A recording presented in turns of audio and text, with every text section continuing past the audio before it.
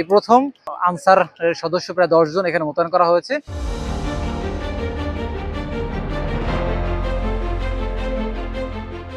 বরগুনার পাথরঘাটা উপজেলা স্বাস্থ্য কমপ্লেক্স। কয়েকদিন আগেও যেখানে দালাল চক্রের দৌরত্ব আর রোগী ও স্বজনদের হয়রানির অভিযোগ ছিল নিত্যদিনের ঘটনা, নানা কৌশলে রোগীদের বেসরকারি ডায়াগনস্টিক সেন্টারে নিয়ে যাওয়ার অভিযোগ, কালের কণ্ঠে এ নিয়ে প্রতিবেদন প্রকাশের পর বদলাতে শুরু করেছে পরিস্থিতি। হাসপাতালের নিরাপত্তা জোরদারে মোতায়েন করা হয়েছে আনসার সদস্য। এই হাসপাতালটি দীর্ঘদিন ধরে এখানে প্রতিষ্ঠিত, তো এখানে অনেক অনিয়ম ছিল।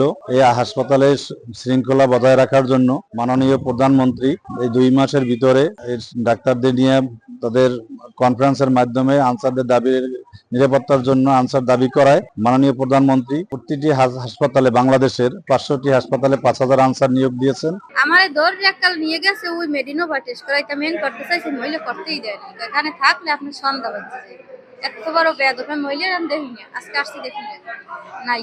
এর লোকই মনে হয় যে এরকম করলে তো অনেক সুবিধা ভালো, কিন্তু এই ধৈর্য যে একদিকে নেওয়া এটা তো খুব খারাপ জিনিস। আমার যেখানে মন চায় আমি সেখানে করাবো।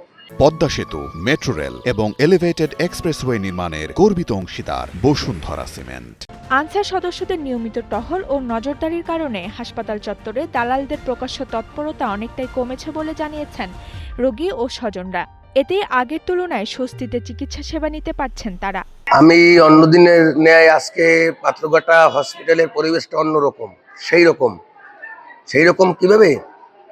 আমার আজকে 30 বছর বয়স, আমি এখন পর্যন্ত পাথরঘাটা হসপিটালে একজন আনসার দেখি নাই। আমি কিছুদিন পূর্বে অবগত হয়েছি যে পাথরঘাটায় কিছু প্রবীণ সাংবাদিক, সিনিয়র সাংবাদিকদের সাথে দালালের সংঘর্ষ হয়েছে। দালালেরা মোবাইল থাবর মারিয়া ফালাই দিয়েছে। তাদের নিউজের পরিপ্রেক্ষিতে এবং সাধারণ জনগণের কথা চিন্তা করে বাংলাদেশ সরকারের মাননীয় প্রধানমন্ত্রী জনাব তারেক রহমান স্যারের নির্দেশনায় প্রত্যেক হসপিটালে আনসার নিয়োগ দেওয়ার কথা। সেই পরিপ্রেক্ষিতে আজকে পাথরঘাটা হসপিটালে ডাক্তার দেখাতে এসে দেখি আনসার ভাইদেরকে। আমরা আসলে বিগত দিনে এই হাসপাতালের শুরু লগ্ন থেকে এখন পর্যন্ত হাসপাতালে কখনো কোনো আইন শৃঙ্খলা নিয়ন্ত্রণের জন্য কোনো আনসার, পুলিশ ওইভাবে কোনো ডিউটি পালন করতে আমরা দেখি নাই। এই প্রথম আনসার সদস্য প্রায় 10 জন এখানে মোতায়েন করা হয়েছে এবং এই কারণে পাথরঘাটা স্বাস্থ্য কমপ্লেক্সে আমরা দেখেছি যে বিভিন্ন রকমের বিভিন্ন ডায়াগনস্টিক সেন্টারের দালাল চক্র এবং বিভিন্ন ঔষধ কোম্পানি লোকদের পদচারণায় এই হাসপাতালের সাধারণ রোগীরা কিন্তু আসলে ঠিকমতো সেবা নিতে পারতো না। এমনকি তাদের চিকিৎসার জন্য পরে যখন টেস্ট দেওয়া হতো, সেই টেস্টটা হাসপাতালে যে টেস্টগুলো ছিল সেটাও তারা তাদের কাছ থেকে ছিনিয়ে অন্য জায়গায় নিয়ে যেত।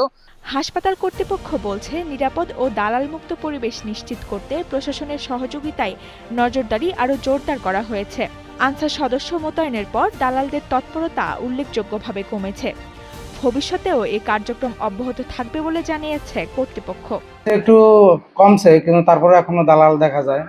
অফিস টাইমে অনেক সময় দেখা যায়, ইভিনিং নাইটে তো দেখাই যায়, সেটা নয় অফিস টাইমের বাইরে আমরা ধরতে পারি না বা আমরা কর্তৃপক্ষরা থাকি না, কিন্তু অফিস টাইমেও এখনো দেখা যায় কিছু কিছু। তবে আগের চেয়ে অনেকটা কমছে এবং আনসার আসার কারণে এটা ফলপ্রসূ হয়েছে এবং শৃঙ্খলা আগের চেয়ে একটু ভালো। সরকারি হাসপাতাল সাধারণ মানুষের শেষ ভরসার জায়গা। সেই আস্থা ফিরিয়ে আনতে নিরাপত্তা জোরদারের উদ্যোগ ইতিমধ্যেই ইতিবাচক ফল দেখাতে শুরু করেছে। তবে দালাল চক্রকে পুরোপুরি নির্মূল করতে নিয়মিত নজরদারি ও কঠোর ব্যবস্থা অব্যাহত রাখার দাবি জানিয়েছে রোগী ও স্বজনরা। Desk report, Kaler Kantho.